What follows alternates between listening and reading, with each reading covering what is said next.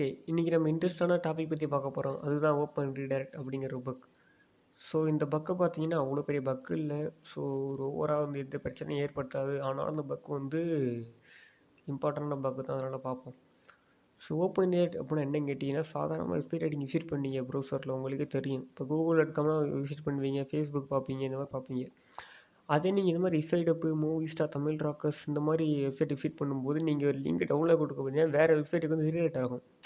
So நீங்கள் லிங்கை click பண்ணீங்க, வேறு இதுக்கு ரீடைரக்ட் ஆகும். நீங்கள் பேக் பட்டன் அமுக்குனீங்கன்னா திரும்ப வந்துடும். ஸோ அதை தான் ஓப்பன் ரீடைரக்ட்னு சொல்லுவாங்க. ஸோ இதனால என்ன ஆக போகுது, நான் தான் ரீடைரக்ட்னா திரும்ப பழைய மாதிரி வந்துடுவேனே, இதனால எனக்கு எந்த பிரச்சனையும் ஆகாதுன்னு நீங்கள் கேட்பீங்க. ஆனாலும் பிரச்சனை வரும். அந்த பிரச்சனை வந்து ஒவ்வொரு இடத்துலையும் மாறுபடும். ஸோ எடுத்துக்காட்டாக பார்த்தீங்கன்னா, இது வந்து இந்த கூகுள் வந்து பக் பண்ணி வச்சுருக்காங்க. அதில் பார்த்தீங்கன்னா இது ரொம்ப லோவாக தான் இந்த பக்கம் எடுத்துக்குவாங்க. அதே மாதிரி இந்த open web application security project OWASP எல்லோரும் கேள்விப்பட்டிருப்பீங்க. அவங்க என்ன பண்ணியிருந்தாங்கன்னா 2017 வரையும் இந்த பக்கம் வந்து டாப் 10ல் வச்சுருந்தாங்க. ஓப்பன் ரீடைரக்ட் பக் வந்து டாப் 10ல் ஒரு பக்காக வச்சுருந்தாங்க. ஆனால் 2017 வந்து அதை வந்து எடுத்துட்டாங்க. ஏன்னா அதனால் அவ்வளோ பெரிய பிரச்சனை இல்லைன்னு. ஸோ இது என்ன வந்து லோவான பக்காக இருந்தாலும் இதனால் வந்து ஒரு சில வெப்சைட் வந்து இது வந்து கொஞ்சம் பெரிய பக்கம் தான் சொல்கிறாங்க. ஸோ அதனால் அந்த பக்கம் நம்ம கண்டுபிடிச்சி ரிப்போர்ட் பண்ணால் கண்டிப்பாக நம்மளுக்கு வந்து பவுண்டி கிடைக்கும். இப்போ இந்த பக்கை பற்றி சொல்லியாச்சு. இது வந்து பெருசாக அந்த பிரச்சனை ஏற்படுத்தாது. ஆனால் ஒரு சில விஷயங்கள் ரொம்ப பிரச்சனை ஏற்படுத்தணும். ஸோ அந்த ஒரு பிரச்சனை ஒரு எக்ஸாம்பிள் இப்போ பார்ப்போம். இப்போ பார்த்தீங்கன்னா கூகுள் வெப்சைட்டில் இருக்கும். வெல்கம் இருக்குது, ஜிமெயில் கொடுத்துருக்கேன், பாஸ்வேர்டு கொடுத்துருக்கேன். கீழே வந்து நெக்ஸ்ட்னு ப்ளூ பட்டன் இருக்குது. அதை கிளிக் பண்ண மவுஸ் நிற்கிது. அதாவது ஃபோட்டோ வச்சுருக்கேன், இப்படி இது ஸ்க்ரீன்ஷாட் எடுத்து வச்சுருக்கேன். மேலே பேராமீட்டரில் பார்த்தீங்கன்னா தெரியும், HTTPS வந்து accounts.google.com/? redirect to hacker.com இருக்கும். ஸோ இதனால் என்ன ஆகுனா, நீங்கள் உங்கள் ஜிமெயில் இருக்கும், பாஸ்வேர்டு இருக்கும். நீங்கள் நெக்ஸ்ட்டு கொடுக்கும்போது என்ன ஆகுனா, நீங்கள் கொடுத்த இன்ஃபர்மேஷன் எல்லாமே hacker.com அப்படிங்கிற பேர் ரீடைரக்ட் ஆயிரும். ஸோ அதனால தான் இந்த பக்கு வந்து ஒரு சில இடத்துல வந்து பெரிய பக்கா சொல்கிறாங்க. ஸோ அப்படி போனால் என்னன்னு கேட்டிங்கன்னா, நீங்கள் லாகின் பண்ணி உள்ளே போயிடுவீங்க. அதே சமயத்தில் உங்கள் பாஸ்வேர்டு வந்து ஹேக்கர் அவருக்கும் போயிடும். ஸோ அவரும் அதை யூஸ் பண்ணி உங்கள்கிட்ட அக்கௌண்ட்டில் உள்ள இன்ஃபர்மேஷனை அடைய போடுவார். ஸோ பார்த்தீங்கன்னா தெரியும், இப்போ வந்து இந்த கூகுள் இது வந்து ஒழுங்காக அந்த ரீடைரக்ட் அந்த பேராமீட்டர் வந்து வேலிட் பண்ணலன்னா, ஒரு ஹேக்கர் என்ன பண்ணுவார்னா, அந்த மாதிரி ஒரு கோடு எழுதி மெசேஜோ இல்லை வாட்ஸ்அப்பில் லிங்க் அனுப்பிவிடுவார். நம்ம அதை கிளிக் பண்ணி உள்ளே போய் லாகின் பண்ணும்போது அந்த உள்ள இன்ஃபர்மேஷன் எல்லாமே attacker.com இந்த மாதிரி ஒரு ஹேக்கர் மலிஷியஸ் வெப்சைட்டுக்கு வந்து அது போயிடும். ஸோ அதனால தான் அந்த பக்கு வந்து கொஞ்சம் வந்து சீரியஸான பக்குன்னு சொல்கிறாங்க. ஸோ ஹேக்கர் ஒன் பிளாட்ஃபார்ம்லேயே பார்த்தீங்கன்னா, இது வந்து ஒரு சில இடத்துல வந்து அவுட் ஆஃப் ஸ்கோப்பில் வச்சுருக்காங்க. ஒரு சில இடத்துல இன்ஃபர்மேஷன் வச்சுருக்காங்க. ஆனால் ஒரு சில கம்பெனி என்ன பண்ணியிருக்காங்கன்னா, இதை வந்து P1 கேட்டகரி, P3 கேட்டகரியில் வச்சுருக்காங்க. ஸோ அதனால் நம்ம கண்டிப்பாக கண்டுபிடிச்சி ரிப்போர்ட் பண்ணலாம்.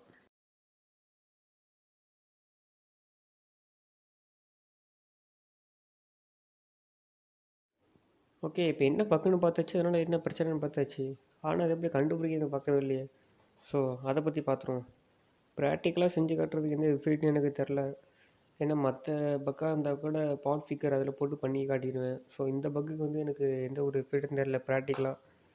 ஸோ அதனால் நான் வந்து ஒரு எக்ஸாம்பிளுக்கு பண்ணுறேன். ஆனால் அது வந்து வல்னரபிளாக இருக்காது. பண்ணி காட்டும் என்ன பிரச்சனை ஆகுதுன்னு உண்மையிலே அது ஆகாது. நீங்கள் டெஸ்ட் பண்ணி பார்க்கும்போது வேணால் அந்த மாதிரி ஆகலாம்.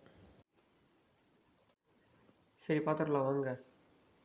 முதல்ல வந்து ப்ரௌசர் ஓப்பன் பண்ணிக்கோங்க. ஓப்பன் பண்ணிவிட்டு ஒரு ரேண்டமாக ஃபேஸ்புக்னு போடுவோம். பார்த்தீங்கன்னா ஃபேஸ்புக் போடுறேன், போட்டேன் வந்துருச்சு. சைனப் கொடுக்குறோம். ஸோ பார்த்தீங்கன்னா ஃபஸ்ட் நேம் என்னென்னமோ கேட்குது. ஆல்ரெடி லாக்இன் போடுவோம். ஓகே, இப்போ லாகின் பேஜ் வருது. இமெயிலில் வந்து ஒரு குறிப்பிட்ட இமெயில் போட்டு விட்றேன். ஓகே, இமெயில் போட்டாச்சு. பாஸ்வேர்டு ரேண்டமாக இப்படி இருக்குது. நீங்கள் எப்போ லாகின் பண்ணீங்க, லாகின் பண்ணுறது பிரச்சனை இல்லைங்க. மேலே பார்த்தீங்கன்னா பேராமீட்டர்னு நிறைய இருக்கும். பார்த்தீங்கன்னா டோக்கன்லாம் இருக்குது. ஸோ ஒருவேளை நம்ம இந்த ஃபேஸ்புக் வந்து ரீடைரக்ட் பண்ணோம்னா டோக்கன் தான் அந்த வெப்சைட்டுக்கு போயிடும். ஸோ அதனால் பெரிய பிரச்சனை. இப்போ இது என்ன பண்ணலான்னா, அந்த லாகின் இங்கே பார்த்தீங்கன்னா இந்த ஒரு அம்புக்குறி இருக்குது பார்த்தீங்களா, இது கேள்விக்குறி. ஸோ இதுதான் பேராமீட்டர்னு சொல்லுவாங்க. பேராமீட்டர்னால் அது டேட்டா டைப் மாதிரி. ஸோ இப்போ நம்ம என்ன பண்ணலாம், இது எல்லாத்தையும் டெலீட் பண்ணிக்கிட்டு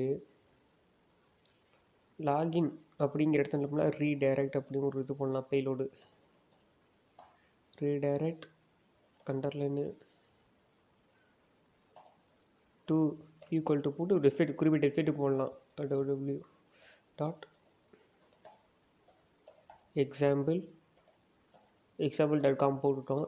இப்போ சர்ச் பண்ணுறோம். என்டர் கொடுத்தா ரெண்டாவது பார்த்தீங்கன்னா ஒன்றுமே ஆகாது. ஏன்னா இவன் இந்த பக்கம்லாம் எப்போயோ சரி பண்ணியிருப்பான். அதனால் எப்போயோ ரிப்போர்ட் பண்ணியிருப்பாங்க, எப்போயோ சரி பண்ணியிருப்பான். அதனால் இதெல்லாம் வந்து சிக்காது. ஆனால் ஒரு சில எஃபில் நீங்கள் கொடுக்கும்போது பார்த்தீங்கன்னா இரிடேட் ஆயிரும். அந்த போட்ட பாஸ்வேர்டு எல்லாமே அந்த எஃபில் இரிடேட் ஆயிரும். ஸோ அதெல்லாம் நீங்கள் ரிப்போர்ட் பண்ணலாம். ஸோ இப்படி தான் கண்டுபிடிக்கணும். இது வந்து எனக்கு இந்த இப்போ தான் ப்ராக்டிக்கலாக செஞ்சு காட்டுறது ஒரு ஃபிட்டும் தெரில, வல்னரபிள் ஃபிட் என்றைக்கும் தெரில, அதனால தான் போய் செஞ்சு காட்டினேன். மற்ற பக்குனா பரவாயில்ல, இந்த எக்ஸசஸ்ஸு, எஸ்கியூஎல் இன்ஜெக்ஷன், இந்த மாதிரி HTML இன்ஜெக்ஷன்லாம் நம்ம வந்து பாட் ஃபிகர் அந்த ட்ரைனிங் இதில் பண்ணிக்கலாம். ஸோ இப்போதைக்கு இதை வந்து கொஞ்சம் ஈஸியாக இருக்கும். இந்த மாதிரி நீங்கள் பண்ணி பார்த்தீங்கன்னா கண்டுபிடிச்சிடலாம். இந்த மாதிரி ஒரு பேலோடு மட்டும் இல்லை, நிறைய பேலோட் இருக்கும். வேணா அந்த பாருங்கள் காட்டுறேன். நீ சும்மா போய் குரோமில் சர்ச் பண்ணலாம், ஓப்பன் ரீடைரக்ட் பேலோடுன்னு சர்ச் பண்ணலாம். ஓப்பன் ரீடைரக்ட் இந்த பார்த்தீங்கன்னா பேலோட்ஸ்னு போட்டாலும் இந்த GitHub பேஜஸ் நம்மளால் வந்துடுவோம். பார்த்தீங்கன்னா இந்த லோட் ஆகிட்டு இருக்குது, ஒரு நிமிஷம் இருங்க. இதை பார்த்தீங்கன்னா உங்களுக்கே தெரியுது கிட்டத்தட்ட எவ்வளோ இது இருக்குன்னு. இந்த மாதிரி உள்ள நீங்கள் ஒவ்வொன்றே போட்டு பார்க்கணும்னா இல்லை. ஸோ நான் அடுத்த வீடியோவில் சொல்கிறேன் எப்படி எல்லா பேலோட ஒரே இதில் போட்டு செக் பண்ணுறதுன்னு. ஸோ இந்த மாதிரி ஒன்று இருக்குது, ஒன்று கூட காப்பி பண்ணி பார்த்துக்கலாம். இப்போ நான் என்ன பண்ணுறேன்னா Ctrl+C இதை காப்பி பண்ணி இங்கே வந்து போடுறேன். ஸோ இதுக்கு வந்து பேராமீட்டர் தேவையில்லை. ஸோ லாகின்க்கு அப்புறம் டேரெக்டாக இது பண்ணி விட்றலாம், பேஸ்ட் பண்ணிடலாம்.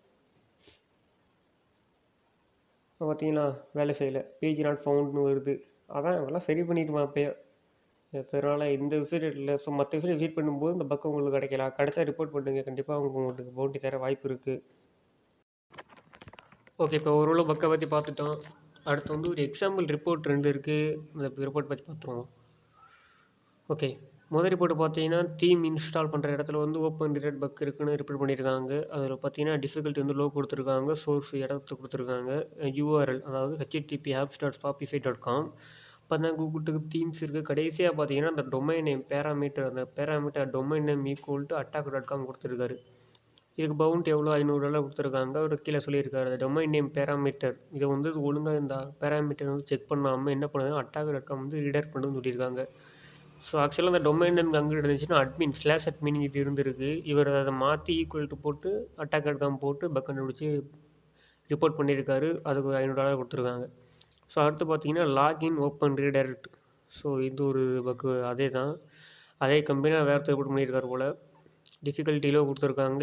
இது வந்து மை ஸ்டோர் ஷாப்பிஃபை, எல்லாமே ஷாப்பிஃபை தான் லாகின் பண்ணுற இடத்துல. ஸோ லாகின் பண்ணுற இடத்துல கண்டுபிடிச்சிங்கன்னா கொஞ்சம் உங்களுக்கு கண்டிப்பாக பவுண்டி கிடைக்கும். ஏன்னா லாகின் பண்ணுறது ரொம்ப முக்கியமான இடம்ல. ஸோ இது வந்து பார்த்தீங்கன்னா $5 கொடுத்துருக்காங்க. இங்கே என்ன சொல்லியிருக்காங்கன்னா ஷாப்பிஃபை லாகின் பண்ணும்போது செக் அவுட் URL அப்படிங்கிற பேராமீட்டர் என்ன பண்ணுறாங்கன்னா இந்த மாதிரி செக் அவுட் URL இந்த ஈக்குவல் டு போட்டு attack.com போகிறாரு. ஸோ attack.com கீழே போட்டிருக்காருன்னா myStore.myShopify.com. attack.comங்கிறது வந்து shopify.com-ஓட இது டொமைன் கிடையாது. இதை வந்து எந்த வெப்சைட் வேணால் போகலாம். இதுக்கு வந்து ரீடைரக்ட் ஆகுது. ஸோ அப்போ அது பக்குன்னு ரிப்போர்ட் பண்ணியிருக்காரு. ஸோ அதனால் அவங்க $500 கொடுத்துருக்காங்க. ஓகே, ஓரளவு பார்த்தாச்சு, 2 ரிப்போர்ட்டையும் சொல்லியாச்சு. உங்களுக்கு ஈஸியாக புரிஞ்சுக்கணும்னு நினைக்கிறேன். இது ரொம்ப கீழே லோடிங் ஆகிட்டு இருக்குது. இந்த வாரம் முடிச்சுருங்க.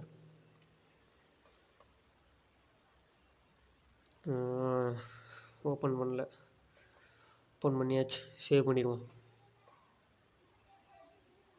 ரெஃப்ரெஷ் பண்ணிடுவோம்.